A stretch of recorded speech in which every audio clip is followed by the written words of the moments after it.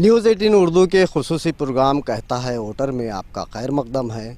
इस वक्त हम महाराष्ट्र के पार्लिमानी हलके औरंगाबाद में खड़े हैं। ये औरंगाबाद का वो तारीख़ी मकाम है जिसे शाही मस्जिद के नाम से जाना जाता है। यहाँ पर रिवायती तौर पर शिवसेना और कांग्रेस के दरमियान मुकाबला होता आया है, लेकिन अब एक नई पार्टी बहुजन वंचित आघाड़ी और एमआईएम के इश्तिराक से इस सियासी मुकाबले में एक नए उम्मीदवार की आमद हुई है। यहाँ पे सहरुखी मुकाबला होने का इम्कान है। इस ताल्लुक़ से वोटर क्या सोचता है, उनके क्या अज़ाइम हैं, वो क्या चाहते हैं, इस मामले में हम जानना चाहते हैं। हमारे साथ कुछ साथी है।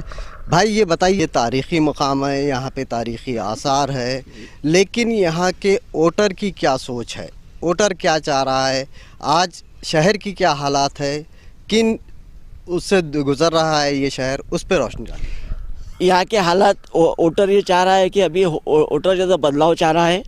यहाँ की सीट जो तो 1989 से औरंगाबाद पार्लिमानी हलके पे शिवसेना का कब्ज़ा रहा है। 1989 में मुरेश्वर सावे 91 और फिर 91 में दोबारा 96 तक ये तो मुरेश्वर साहब यहाँ पे मेंबर ऑफ पार्लियामेंट रहे। सिर्फ 18 महीने का अरसा अगर रामकृष्ण बाबा पाटिल कांग्रेस का अगर निकाल दिया जाए तो 1989 से लेके आज तक लगातार यहाँ की पार्लियामानी सीट शिवसेना के कब्जे में रही।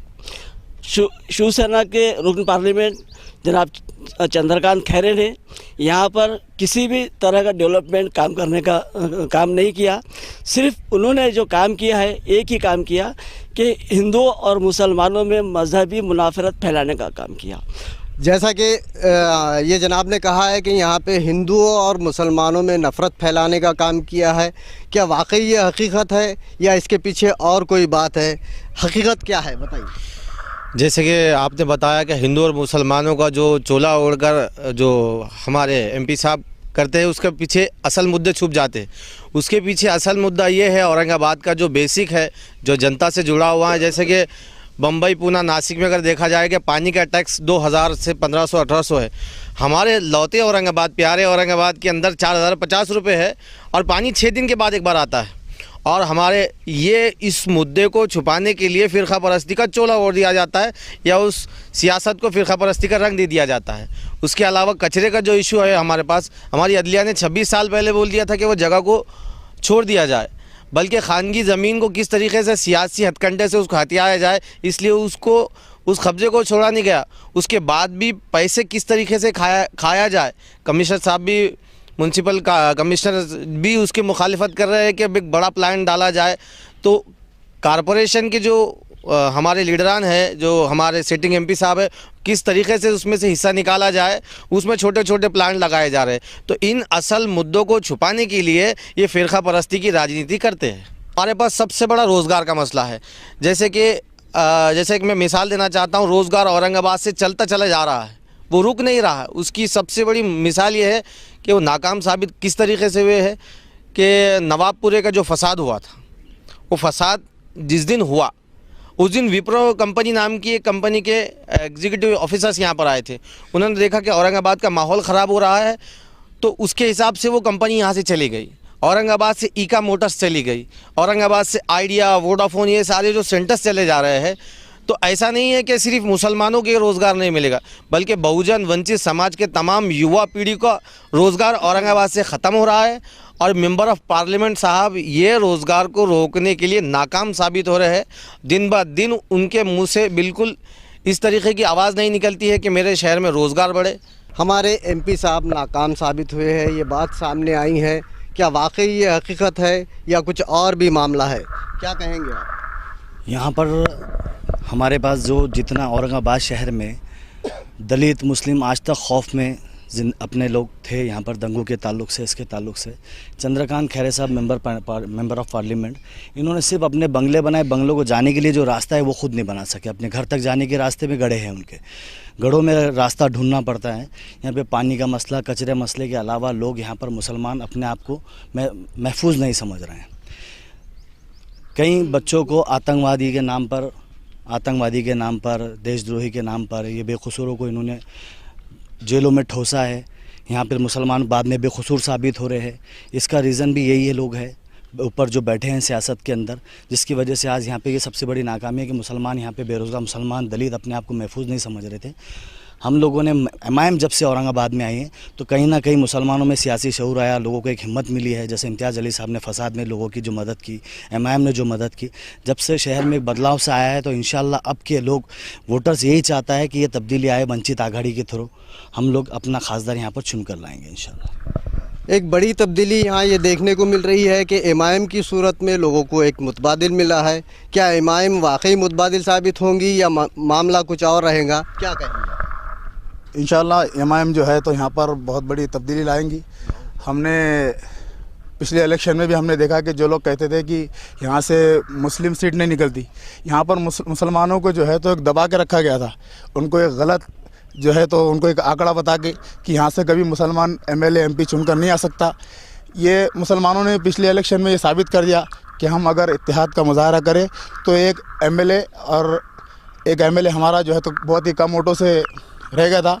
इंशाल्लाह इस बार ऐसी तब्दीली आएंगी कि हमारा एमएलए भी होगा और हमारे शहर से 3 हमारा एमपी भी होगा और हमारे शहर से 3 एमएलए भी होंगे। ये मफरूज़ा कहा जा रहा है कि मुसलमानों को यहाँ पर दबा कर रखा गया था और उन्हें इस गलतफहमी में मुब्तला किया गया था कि उनका उम्मीदवार चुनकर नहीं आ सकता है। हकीकत क्या है? क्या वाकई सूरत हाल ऐसी है या कुछ और मामला है? भाई साहब बताइए, क्या है मामला? 1990 से लगातार मुसलमान जो तो कांग्रेस और राष्ट्रवादी कांग्रेस के नामजद उम्मीदवार के हक़ में एक तरफा वोटिंग करते आए हुए हैं और उनका असल मकसद सिर्फ एक ही था कि यहाँ से शिवसेना बीजेपी जैसी फ़िरक़ा परस्त उम्मीदवार को शिकस्त दी जा सके। कि गुज़िश्ता 39 सालों से यानी 1980 के बाद मरहूम हाजी सलीम के बाद से आज तक यहाँ से कोई भी रुकन पार्लियामेंट मुस्लिम नुमाइंदा मुंतखब नहीं हो सका और नौजवानों की, मुस्लिम राहदान की, दलित नौजवानों की, ओबीसी की दिली ख्वाहिश है कि यहाँ से ये फ़िरक़ा परस्त पार्टी का ख़ात्मा हो और जो शिवसेना के एमपी यहाँ पर है जिन्होंने यहाँ पर कोई कारहाई नुमाया अंजाम नहीं दिया। आज एक आप मिसाल लीजिए कि औरंगाबाद 25 लाख आबादी का शहर है। देखिए, आप जैसा कि कह रहे हैं कि यहाँ पे है तो कोई सेकुलर उम्मीदवार मुंतखब नहीं हुआ। ये भी तो हो सकता है कि चंद्रकांत खैरे एक करिश्माती लीडर हो, इसलिए वो बार बार चुन के आते हैं और उनकी लीड में इजाफा होता है। मैं उनकी करिश्माती लीडरशिप को नहीं मानता। मैं उनकी असल जीत को सिर्फ़ और सिर्फ कांग्रेस और राष्ट्रवादी कांग्रेस के अक्सरियती फ़िरक़े के सेकुलर लीडरान की चालबाजी को मानता हूँ कि उन्हीं के दम पे वो आज तक चुनते हुए आए हैं और इन्हें कांग्रेस को अपने अंदरून मुहासबा करने की ज़रूरत है कि असल पंक्चर कहाँ है। क्योंकि मेरी नज़र में कांग्रेस में दिखावे के आपको सेकुलर लीडर मिलेंगे, लेकिन अंदर से वो वाकई सेकुलर है या आरएसएस बीजेपी का काम वो कांग्रेस में रह के कर रहे हैं, ये सोचने वाली बात है। कांग्रेस के दोहरे चेहरे को उजागर किया जा रहा है। अब एमआईएम की सूरत में एक नया मुतबादिल सामने आया है। वंचित आघाड़ी सेकुलर वोट काटने का बाज़ बनेगी या कोई तब्दीली आएगी? नहीं, देखिए, अगर हम नेशनल पर्सपेक्टिव से इस बारे में बात करेंगे तो कांग्रेस 70 सालों से लगभग राज कर रही है। आज़ादी के बाद से कांग्रेस ने यहाँ पर राज किया है हिंदुस्तान पर। और ये अगर हम जैसे जनता पार्टी वगैरह का अगर थोड़ा सा वक्फा उसमें से निकाल ले तो गांधी परिवार पर जितना एतमाद था मुसलमानों को, हज़ार फसादात हुए, हज़ारों जानें गई, इंफ्रास्ट्रक्चर जैसे डेवलपमेंट होना चाहिए था, डेवलपमेंट नहीं हुआ है। अब जब पब्लिक को, आवाम को समझ में आ गया है कि कांग्रेस सिर्फ एक आपके जहनों का इस्तेमाल करती है, कांग्रेस सिर्फ वोट बैंक बनाती है, ख़ास तौर से मुस्लिम और दलित कम्युनिटीज़ को। इन 70 सालों में आप उन्हीं के कम्युनिटीज़ के पूरे आप स्टैटिस्टिक्स देख लीजिए, वहाँ पर क्लियर समझ में आएगा कि कांग्रेस ने सिर्फ एक हद तक भलाई की है एक कम्युनिटी की। देखिए, यहाँ पे कुछ लोग और भी हैं, हम उनसे बात करते हैं।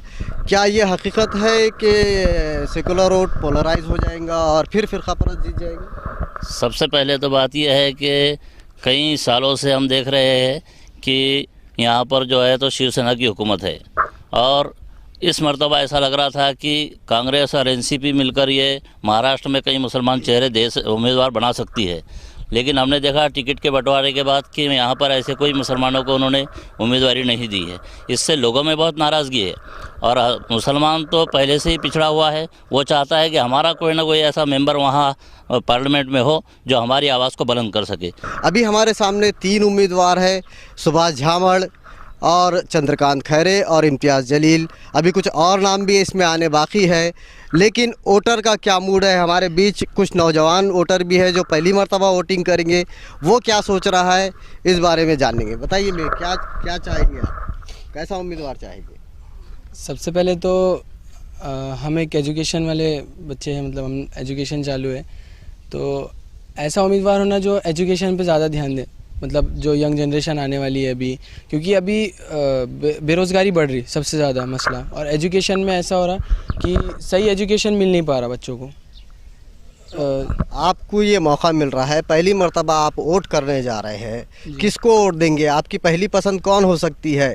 कैसा उम्मीदवार देख रहे हैं आप? क्या वो फ़िरका परस्ती का कार्ड खेलने वाला हो, या वो तरक्की की तरफ लेके जाने वाला हो, या फिर फ़िरका परस्ती के नाम पर है तो शहर को पीछे ढकेलने वाला? जाहिर सी बात है, जो तरक्की को आगे ले जाएंगे हम उसको ही वोट देंगे। फ़िरका परस्त लोगों का तो हम बहिष्कार कर देंगे। कैसा है हमारे पास जो चंद्रकांत खैरे जी है, वो पिछली 4 मरतबा से MP है, क्या आप उनको जानते हैं? आपने उन्हें कभी देखा है? वो कभी आपके इलाके में आए हैं? जी ऐसी बात है, जो हमारा कॉलेज है वो मराठवाड़ा में पहले नंबर पर है। फार्मेसी का जो कॉलेज है हमारा, मौलाना आज़ाद कॉलेज में, YB Chauhan college of pharmacy, Maharashtra में 3रे नंबर पे है, और बहुत खुशी की बात है कि इंडिया में 21वें नंबर पर है। हालांकि होना तो ये चाहिए था कि ये न्यूज़ अभी कुछ महीनों पहले ही मिली है, तो ख़ासदार होने के नाते उनको हमारे कॉलेज में एक बार तो भी विज़िट देना चाहिए था। तो मेरी तो हिस्ट्री में जो मेरे को 4 साल बीत गए वहाँ पर, वो अभी तक तो वहाँ पर कभी आए भी नहीं, और ये न्यूज़ सुनने के बाद भी कभी उनके ऐसी कुछ ख़बर नहीं मिली कि उन्होंने फ़ोन कर हमारे प्रिंसिपल को थोड़ी बधाई दी, या कुछ आकर फैसिलिटेट किया, या फिर थोड़ा बच्चों में आकर उत्साह पैदा किया कि आपको इंडिया का 21 नंबर मिला औरंगाबाद में होते हुए। तो वो बहुत बड़ी खामी है उनके अंदर। तो हमको तो अभी तक उनका ज़्यादा कुछ इंट्रोडक्शन हुआ भी नहीं। नई जनरेशन अपने खासदार को नहीं जानती है पूरी तरह से, ये अलमिया ही कहा जाएगा, कहता है वोटर में। हमने लोगों से बात की तो ये पता चला कि खासदार के ताल्लुक़ से मौजूदा सिटिंग जो रुकन पार्लियामेंट है उनके ताल्लुक़ से नाराज़गी देखी जा रही है। क्या वाकई ये सूरत हाल है या कुछ और मामला है? कई मुद्दे भी हैं जिन पे बहस होनी है। कहता है वोटर की कोशिश करेंगे कि शहर के क्या मसाइल है, वो कौन से तरक्याती काम थे जो नहीं हो सके, क्या चीज़ रह गई है, सेंट्रल की कुछ स्कीमें भी थी, उसके साथ ही इस शहर को फ़िरक़ावाराना खतूत पे बांट दिया गया। क्या वाकई फ़िरका परस्ती है या सियासत की देन है? मामला कहाँ आलूदा हुआ, बताइए जनाब। ये आलूदगी हिंदू मुस्लिम फ़िरका परस्ती की है या कुछ और मामला है? जी देखिए, पहले औरंगाबाद जिसे खजिस्ता शहर कहा जाता था, अभी खस्ता हो चुका है। उसकी यानी हम डेवलपमेंट की कब उम्मीद कर सकते हैं कि जब हम सभी तरह का जब डेवलपमेंट होगा, विकास उसी वक्त होगा जब आपके पास बुनियादी सहूलतें वो पूरी तरह से फ़राहम हो चुके हों। यहाँ पर जब बुनियादी सहूलतें नहीं रहेगी तो हम फ्यूचर का या फिर मुस्तकबिल का डेवलपमेंट की कैसे सोच सकते हैं। यहाँ पर सीधे से न रास्ते हैं, गड्ढे बहुत ज़्यादा है, पानी की फराहमी जैसे होने चाहिए थी 8 दिन में एक मरतबा नल प्रोवाइड करता है। उसके बाद आपकी हवा देख लीजिए, इतनी आलूदा है कि यहाँ पर PM 2.5 का लेवल देख लीजिए। आलूदगी की में हर ज़मीनी आलूदगी, सौती आलूदगी इतनी बहुत ज़्यादा है कि औरंगाबाद खजिस्ता नहीं बल्कि खस्ता हालत है। और ये हवा चूँकि बहुत ज़्यादा शफाफ नहीं है, पाक नहीं है, तो फ़िरका वाराना खतूत पर बांटने का सबसे बड़ा फ़ायदा इन सियासतदानों को ये होता है कि वो जो बुनियादी सहूलतें फ़राहम करना चाहिए थी वो उससे बिल्कुल हट जाते हैं। अब ये हवा जिसमें हम सांस ले रहे हैं, ये हिंदू मुस्लिम को तो नहीं देखती, ये किसी कास्ट को, किसी मज़हब को नहीं देखेगी। अगर यहाँ पर जहर फैल रहा है तो जाहिर सी बात है उससे मैं भी अफेक्ट होगा, उससे ब्राह्मण भी होगा, उससे दलित भी होगा, उससे मराठा भी होगा। पानी जो अब हम पी रहे हैं वो इतना आलूदा है कि हम उसको अगर यानी इंटरनेशनल लेवल पर उसको मेजर करेंगे तो वो क्लियरली समझ में आएगा कि वो उसके पैरामीटर्स के हिसाब से है ही नहीं। म्यूनसिपल कॉरपोरेशन इस तरह का पानी प्रोवाइड कर रहा है। आपकी ज़मीन देख लीजिए, ट्रांसपोर्टेशन का क्या हाल है। ट्रांसपोर्टेशन में ये है कि आपको सिंपली एक गरीब आदमी है तो उसको ऑटो पर डिपेंड करना पड़ता है। तो यानी फ़िरका परस्ती एक छलावा है, जबकि फ़िरका परस्ती की आड़ में यहाँ पर यहाँ के वसाइल को है तो ख़त्म कर दिया गया है, यहाँ पे है तो आलूदगी बढ़ गई है। और कुछ लोग ऐसे भी हैं जो ये कहते हैं कि मुतबादिल होना चाहिए, लेकिन मुतबादिल कैसा होना चाहिए, बताइए क्या मुतबादिल हो सकता है? नहीं, मुतबादिल आज हम जो देख रहे हैं, मैं भी जो युवा पीढ़ी, मैं खुद युवा हूँ, इसके हिसाब से बताना चाहता हूँ कि आज वंचित बहुजन आघाड़ी के नाम पर इम्तियाज़ जलील साहब जैसा उम्मीदवार औरंगाबाद का एजुकेशन का है। औरंगाबाद में अल्हम्दुलिल्लाह जो प्राइमरी एजुकेशन है, उर्दू स्कूल काफ़ी ज़्यादा है। राइट टू एजुकेशन में सबसे ज़्यादा सीटें मराठवाड़े में औरंगाबाद में ही आती है। लेकिन उससे सबसे बड़ी हमारा दुर्भाग्य ये है कि जो बच्चा 10th तक ठीक है उर्दू में पढ़ जाएगा, सबसे ज़्यादा स्कूल है, लेकिन 10th के बाद 11 12 के लिए उसको कॉलेजेस कम है, खास करके लड़कियों का एक ही कॉलेजेस है, माइनॉरिटी गर्ल्स कॉलेज, सारे उसी पर डिपेंड करते हैं। हम ये चाहते हैं कि उम्मीदवार वैसा हो या हमारे आने वाले एडमिनिस्ट्रेशन भी और सियासतदान भी ऐसे हो जो इन मुद्दों पे, इन मसाइलों पे बात करे और सल्यूशन दे, सिर्फ वादे ना करे। सलूशन चाहिए, फ़िरका परस्ती का कार्ड नहीं होना चाहिए। कई बातें सामने आई, कई मुद्दे उजागर हुए। ज़बान खल्क़ को नक़ारा खुदा समझिए। इसी के साथ कहता है वोटर में मैं अज़हरुद्दीन, न्यूज़ 18 उर्दू, औरंगाबाद।